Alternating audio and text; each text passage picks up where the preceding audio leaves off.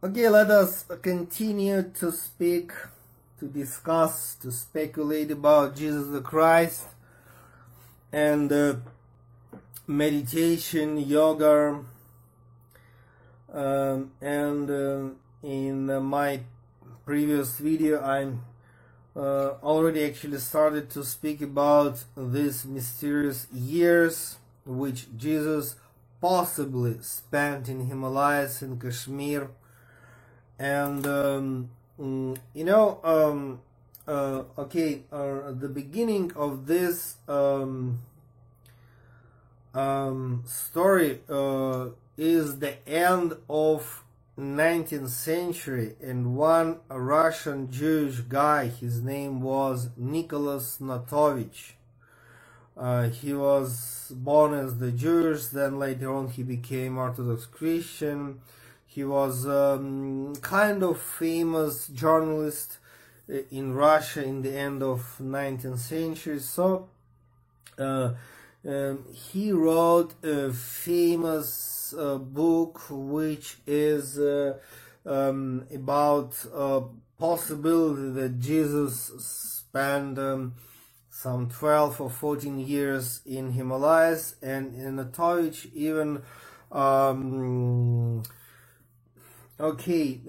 his main idea was that he visited certain Buddhist monastery in Tibet and found ancient text, ancient scripture about with all that stories how Jesus spent years in Tibet and Himalayas, and that was actually the beginning of this tradition of possibility for Jesus to stay there.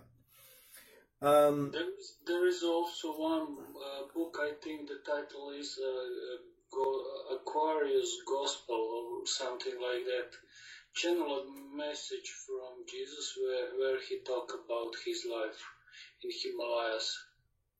Okay, now we have a lot of channeling as well, but the channeling is always personal stuff. I mean, we have to believe that person who is receiving channeling is really doing so, and it's possibility of fantasy is there as well. But anyway, Nicholas Notovich is kind of, journalist, it's research, and it's quite, in a sense, scientific, if I can call it in such a way.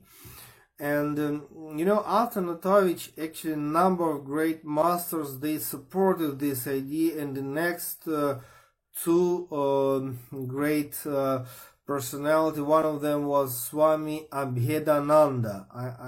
Swami Abhedananda, he lived in the beginning of 20th century, and he was direct disciple of Ramakrishna Paramahamsa. And Swami Abhedananda went to the same part of Kashmir, Ladakh, and Tibet, and he also found the same scripture, the same text. And Nicholas Roerich, great Russian mystic and artist, he also went to this part of Tibet and Himalayas, and it's looked like that he met certain lamas and yogis who told him the same.